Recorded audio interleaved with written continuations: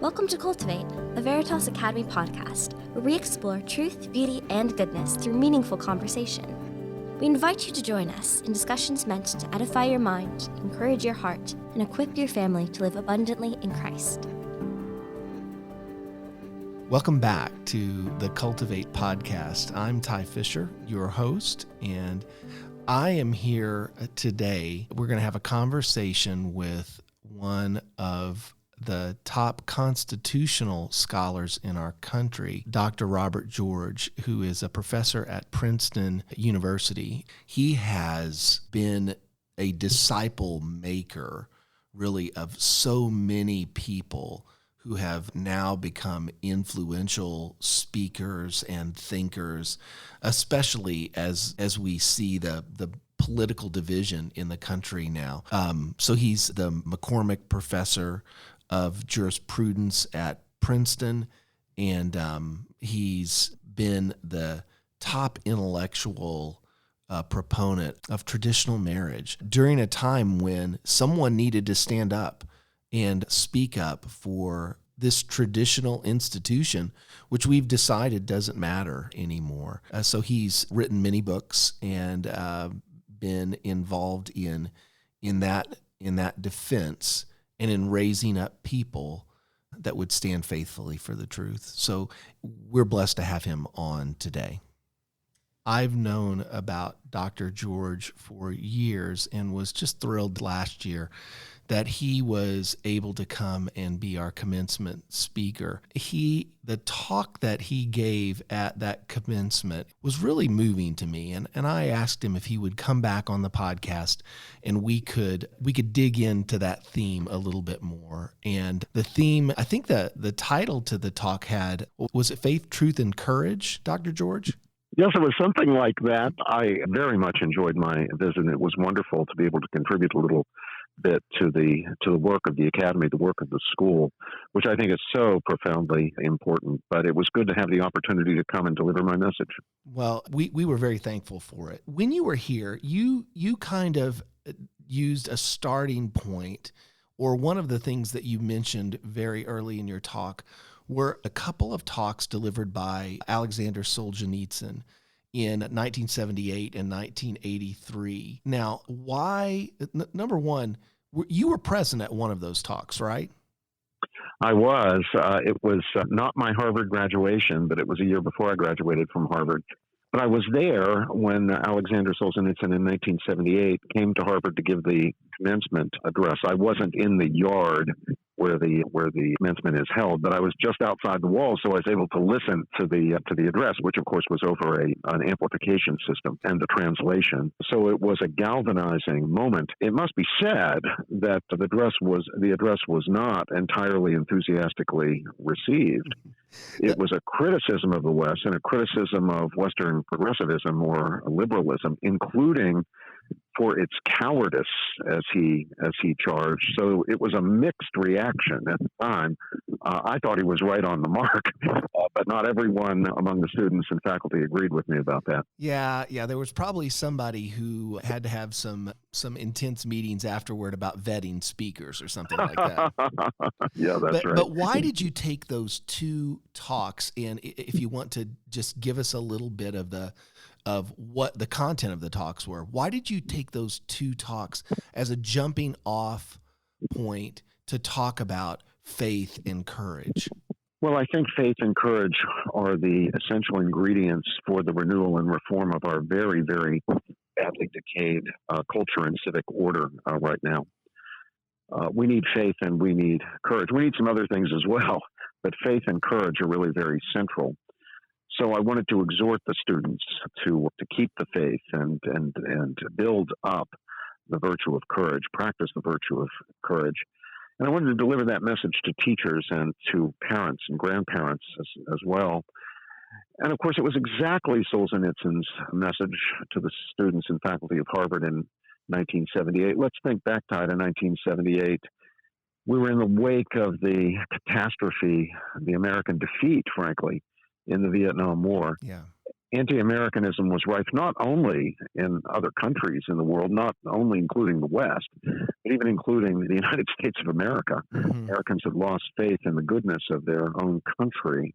And the Soviets, right in the heart of the Cold War, in the heat of the Cold War, of course, were hugely advantaged by this American loss of faith and with it a loss of courage to confront the challenge represented by Soviet imperialism. The Soviets were on the march.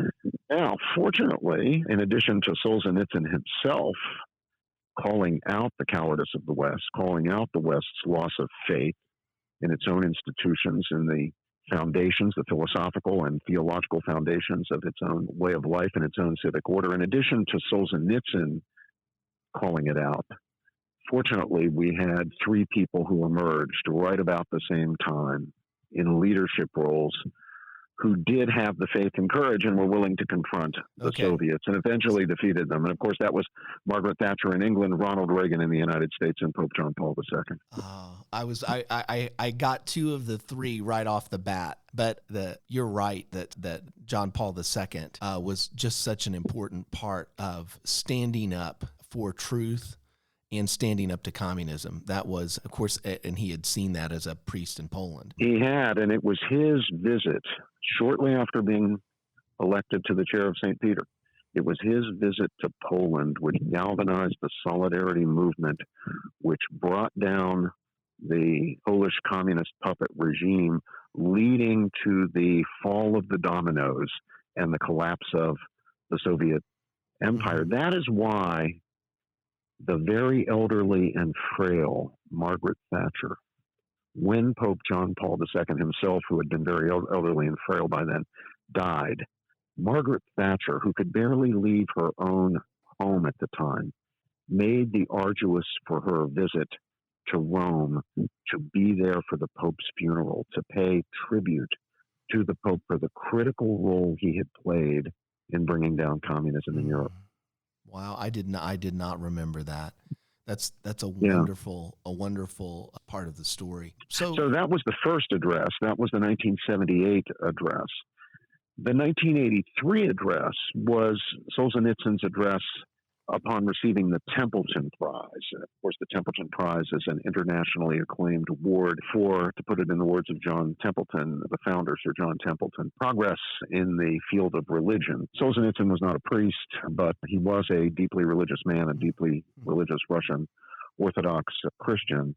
And he, in that speech, linked the collapse of faith in the West, and especially in the United States, faith in our civic institutions and our philosophical and moral principles, to the loss of faith in God. Echoing Abraham Lincoln, Solzhenitsyn told his audience and the world that the fundamental problem for us today is we have forgotten God.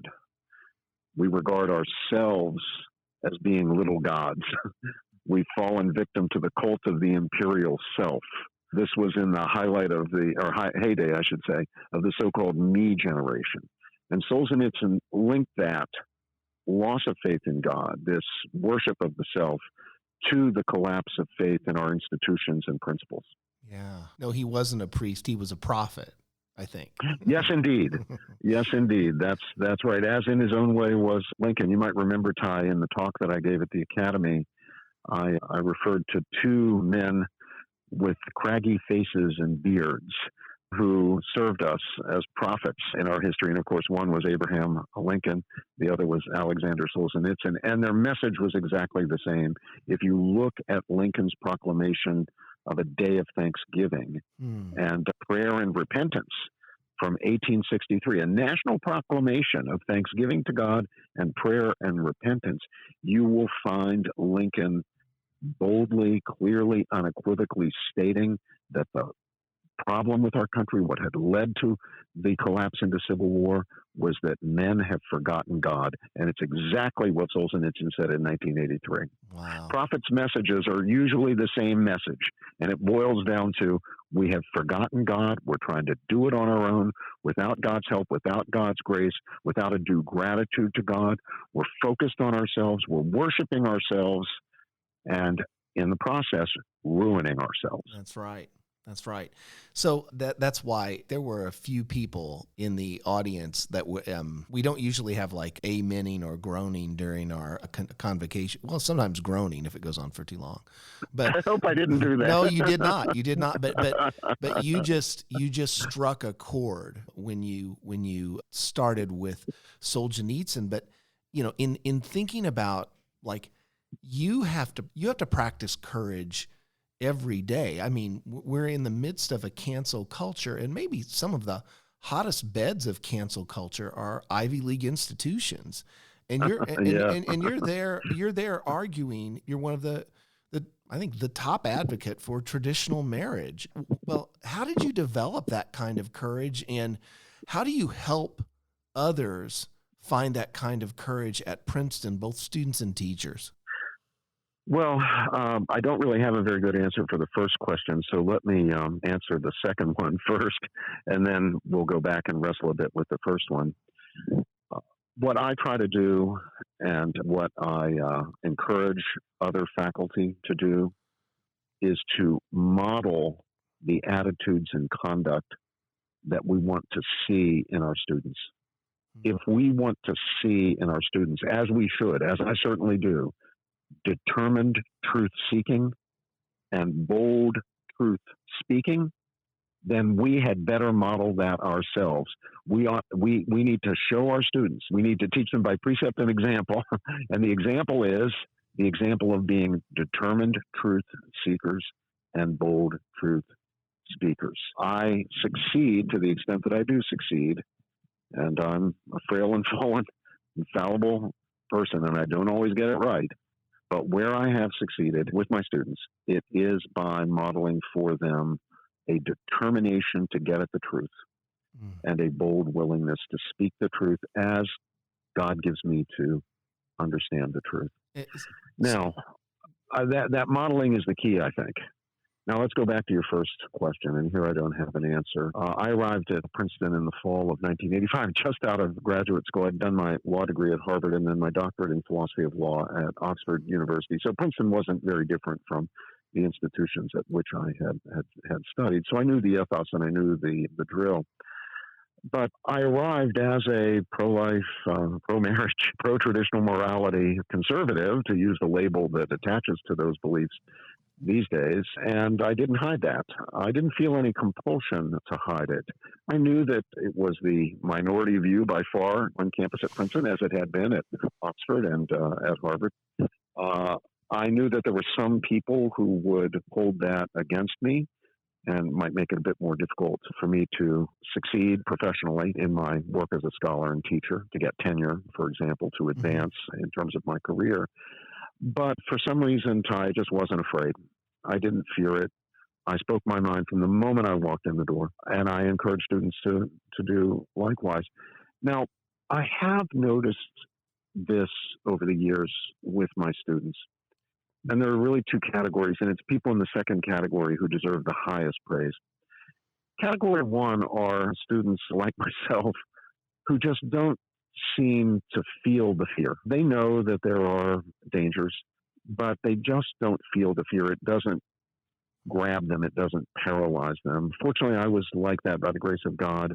An example of one of my students who's very much like that is Ryan Anderson. Ryan's an outspoken public intellectual, great defender of the sanctity of human life and marriage as the conjugal union of husband and wife. I'm very proud of him. He's currently president of the Ethics and Public Policy Center and is just such a force for good in our intellectual and broader culture. Well, Ryan is like me. He doesn't feel the fear. He speaks his mind boldly and just moves ahead. His books disappear off of Amazon mysteriously. Yeah, that's right. His book critiquing the whole transgender phenomenon and ideology was banned by Amazon. But none of that stops him. He is unflappable, he's bold, and he doesn't feel the fear. And he deserves praise. He deserves praise for that. But the people who deserve even more praise is the second category of students I've noticed. And here I won't single out an individual by name, but I could if you put me on the spot to do it. These are people who feel the fear, even feel it deeply, and yet out of conviction out of the understanding that God has called them to be bold truth speakers. Nevertheless, despite the fear, speak the truth and speak it boldly.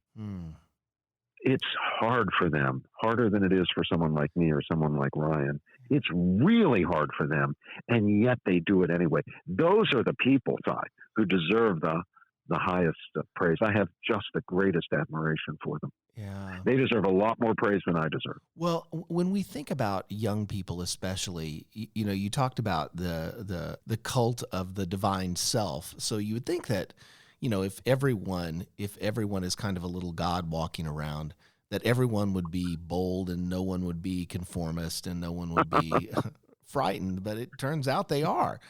What do you think are the forces that innervate that kind of courage or weaken that kind of courage in the lives of young people today? Well, of course, Ty, courage is a virtue that's always in short supply. Always and everywhere there aren't enough courageous people. Cowardice is more abundant. So we're not fundamentally different today than people have been throughout history.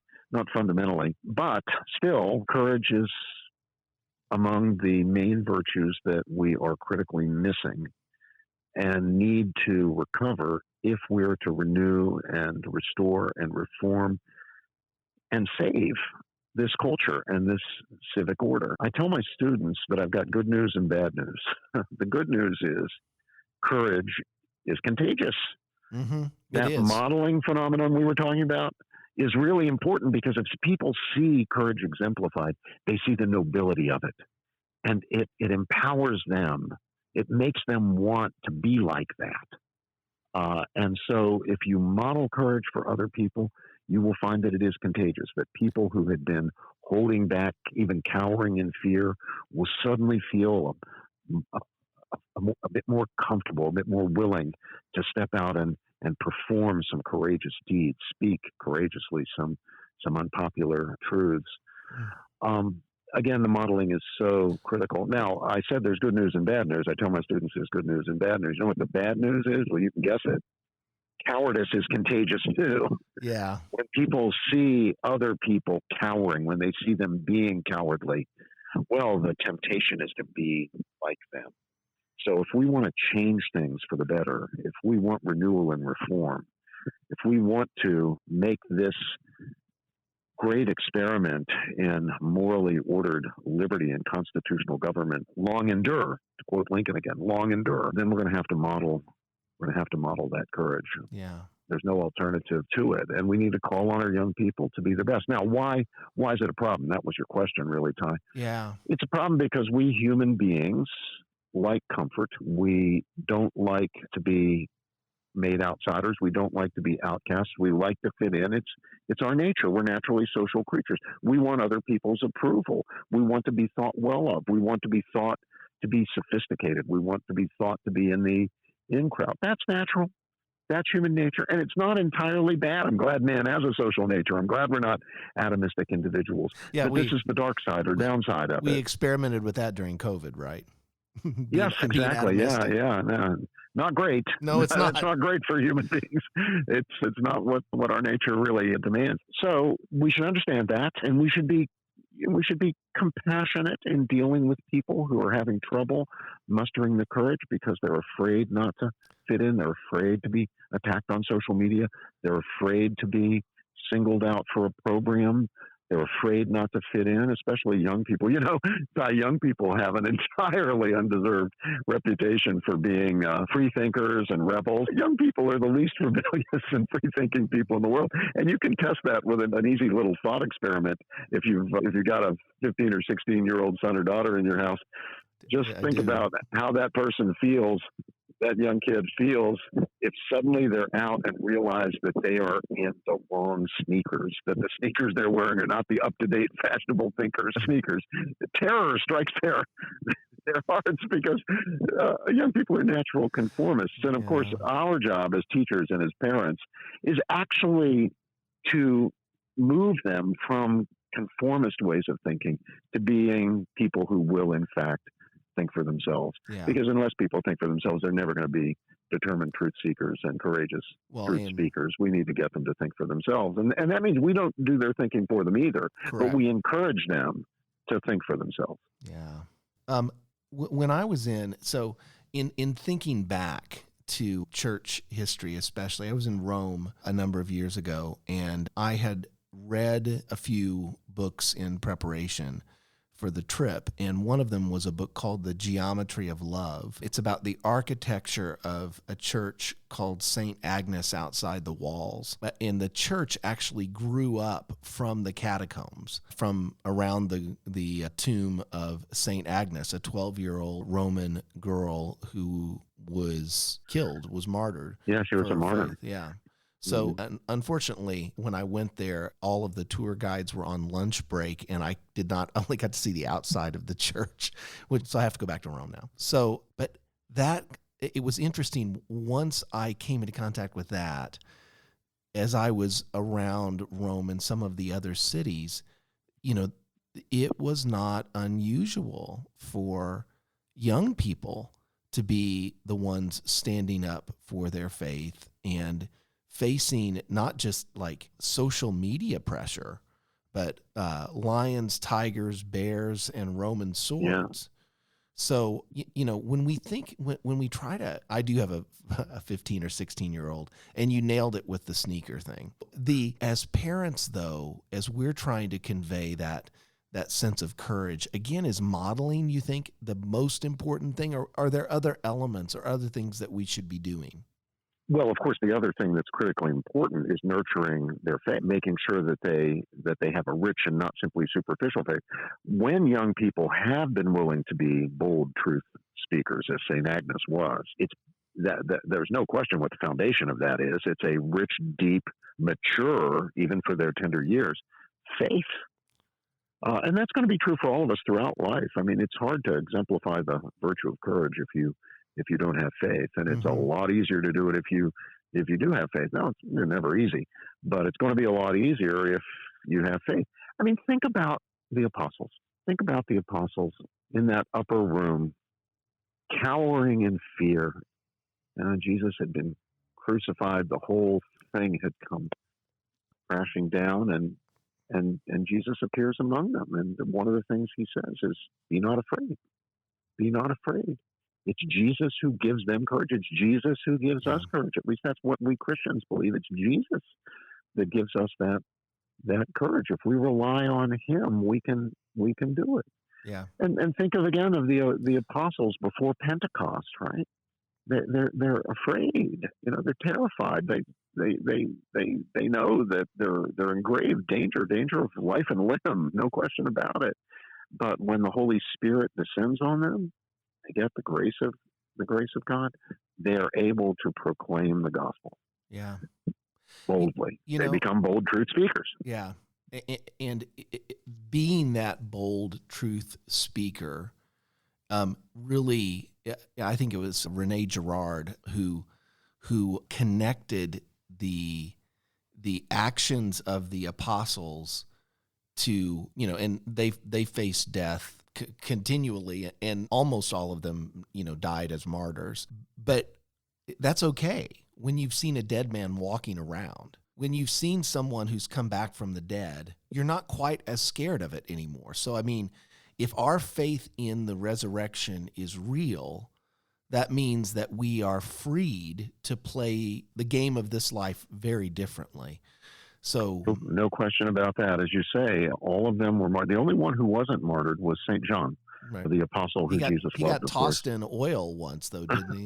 Yeah, that's right. It wasn't easy even for him. Yeah, but he was the one. Interestingly, the one who wasn't martyred was also the most courageous one of all. When all the other apostles fled, who was the only apostle who stood at the foot of the cross with the holy women, Jesus' mother and the others?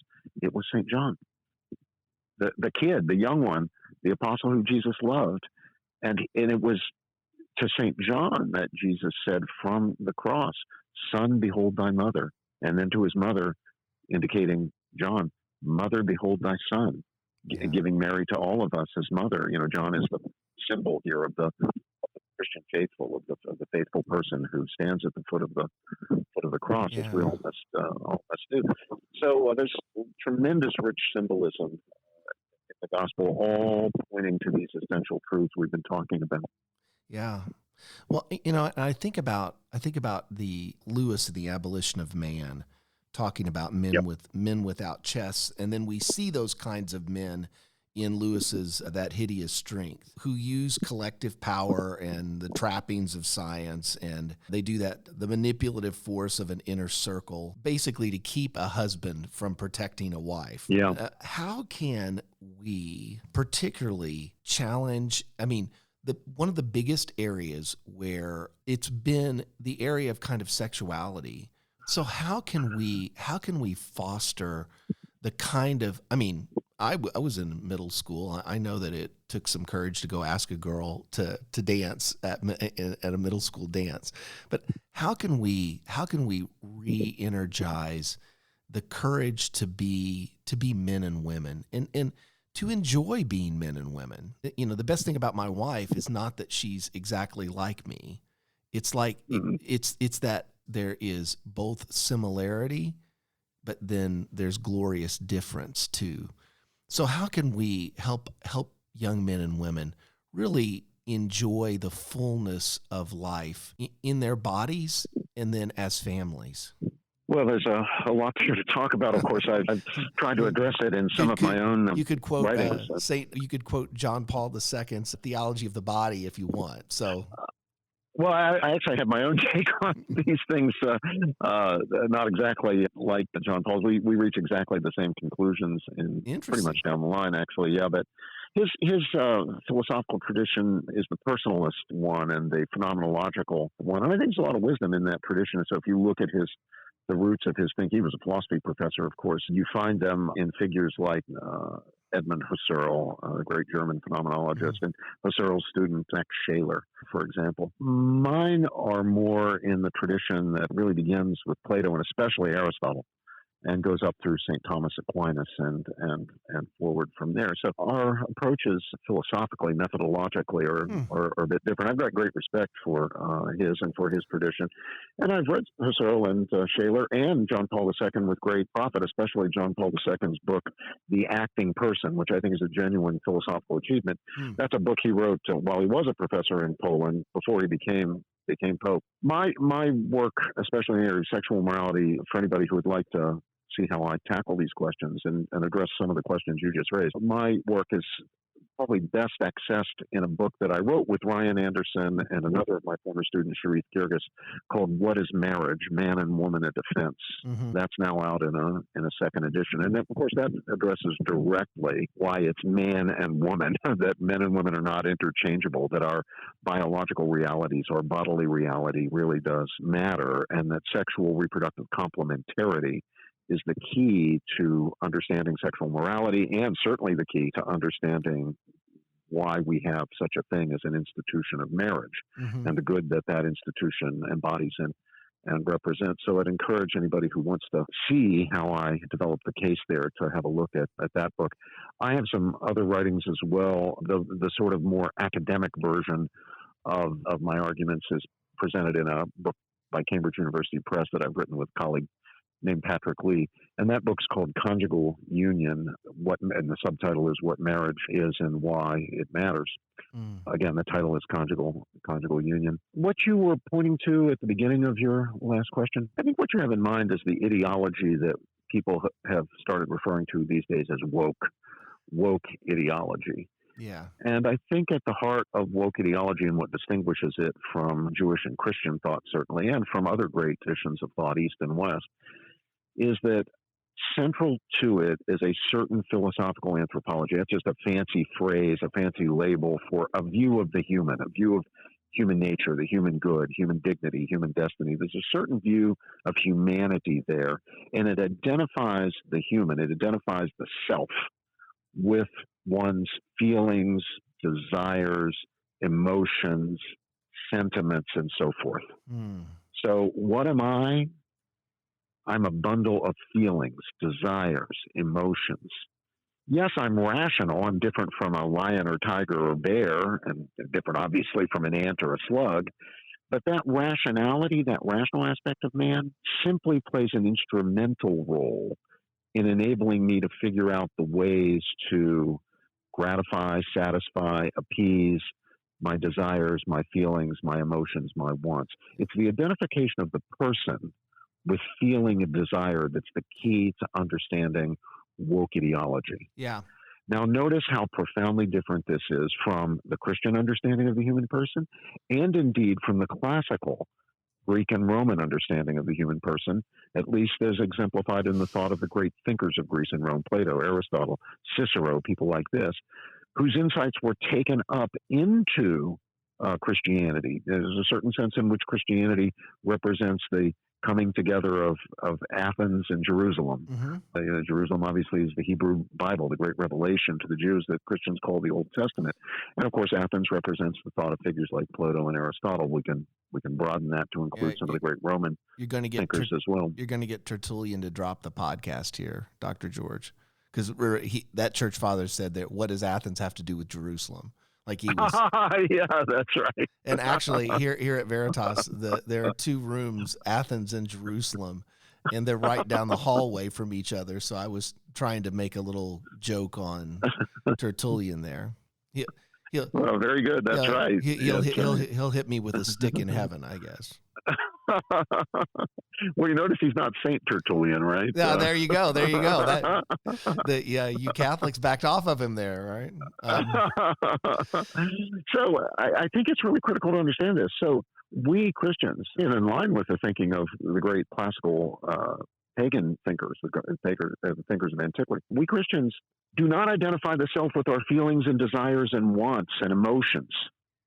We don't disdain them. We don't think they're intrinsically bad, but we understand that they have to be put under the control of reason and faith, that they do not tell us what is good, what we should want.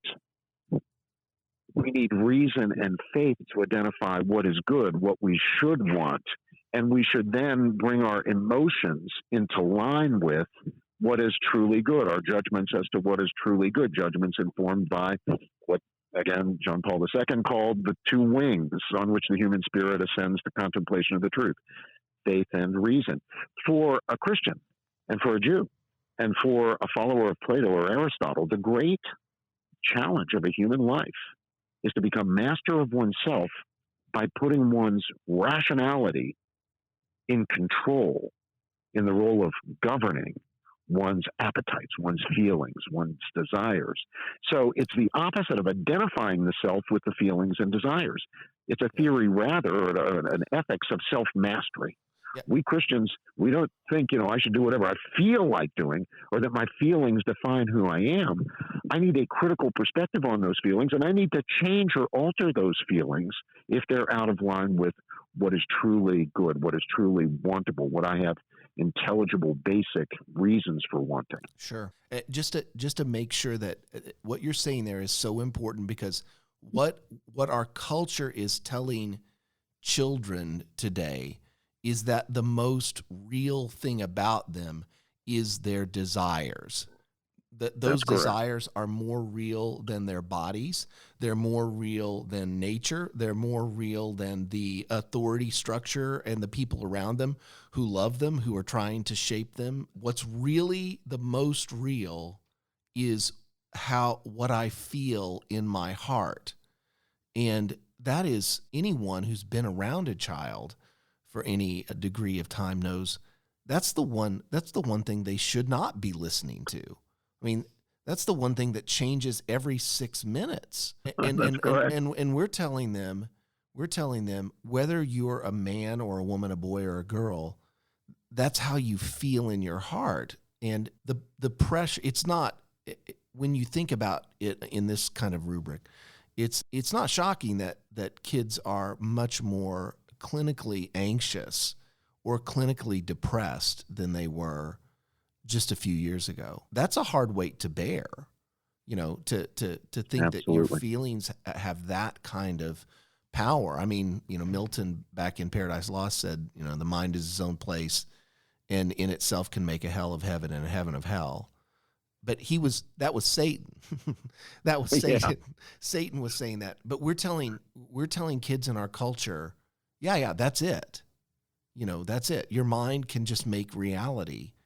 And my fear for them is that nature just keeps on knocking on the door, and that someday they wake up and they realize, my goodness, I am not my feelings. I'm much more complicated than that. I'm embodied. And that body is that body and soul is me. So it's been interesting. There was one other thing I wanted to just make sure. I want our listeners to have reasons to pray for people.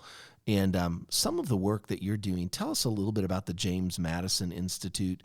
And then you were talking about how courage is courageous. And what you're doing at the James Madison Institute, and then thinking strategically about how to plant that seed across some of the top colleges in our land. Tell us a little bit about that.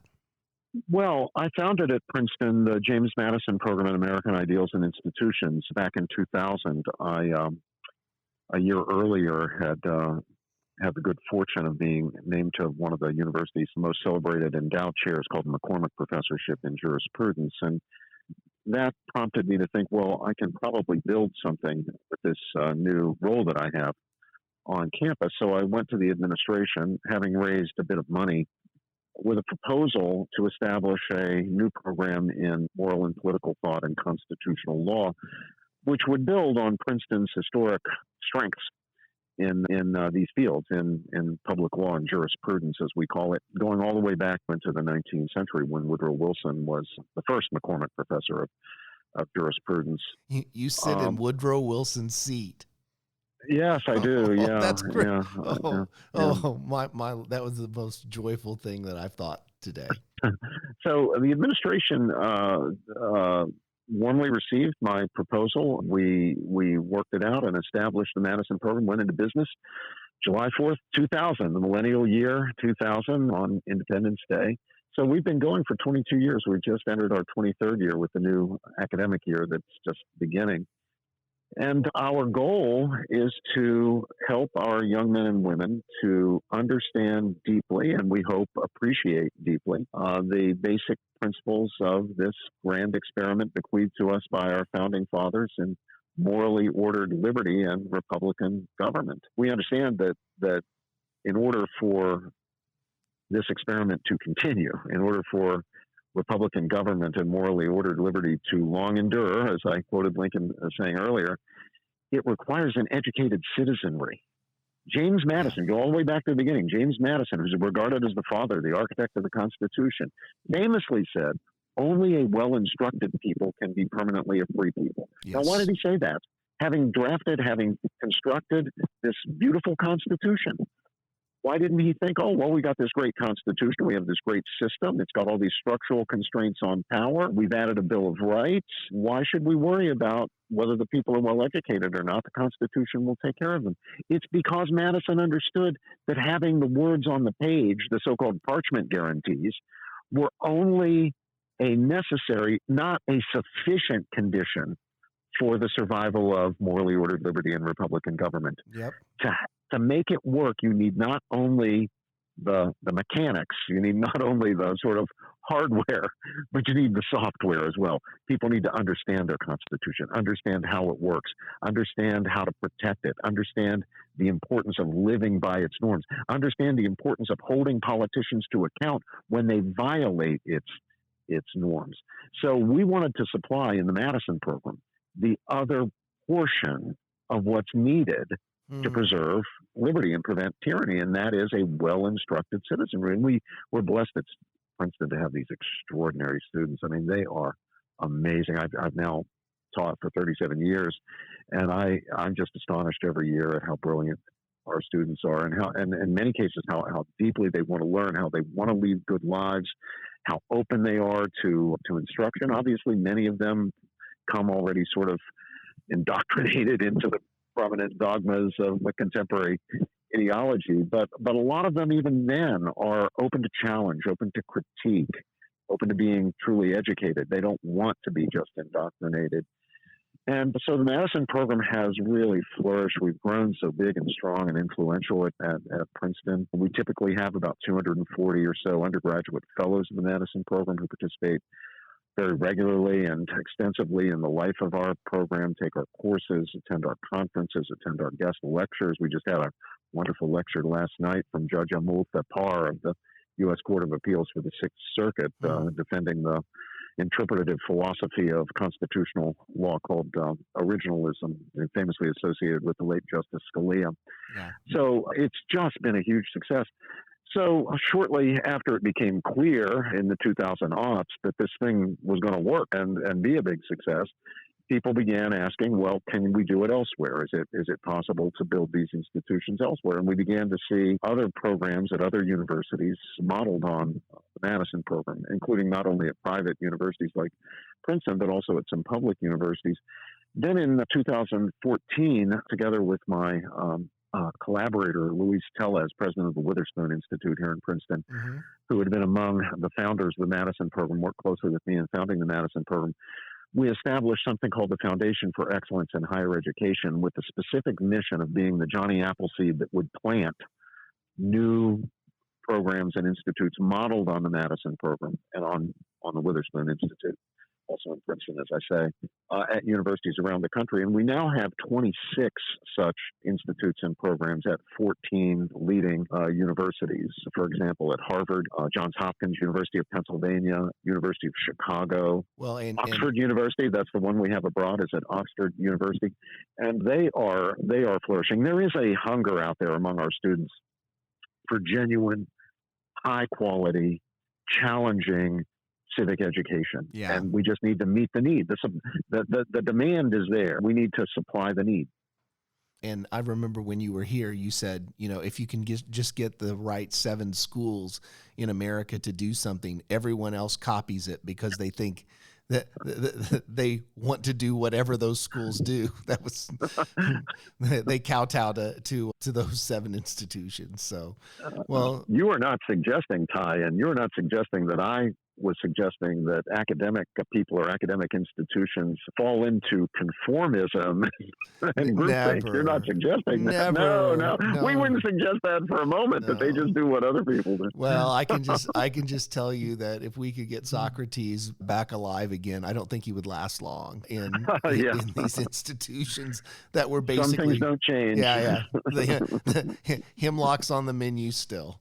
So, I'm afraid. Well, Dr. George, thank you for all you're doing. And I would just encourage people to keep things like the Madison Institute and all of its attendant or other started institutes at other places. Just keep those in your prayers. Those are an important part of accomplishing what we're trying to accomplish in K-12 at classical Christian schools. We're trying to raise up a generation that loves truth and that has the courage to speak to it. And Dr. George, thank you so much for this conversation and for being one of those people who gives courage to a lot of people in the boldness that you have speaking up for truth. Thank you, Ty. It's a pleasure to talk with you, and I look forward to seeing you again sometime. I hope soon. I hope so too. You've been listening to Cultivate, the podcast of Veritas Academy, a preschool through 12th grade classical Christian school in Leola, Pennsylvania. If you would like to learn more about Veritas, please visit veritasacademy.com to discover the truth, beauty, and goodness of classical Christian education.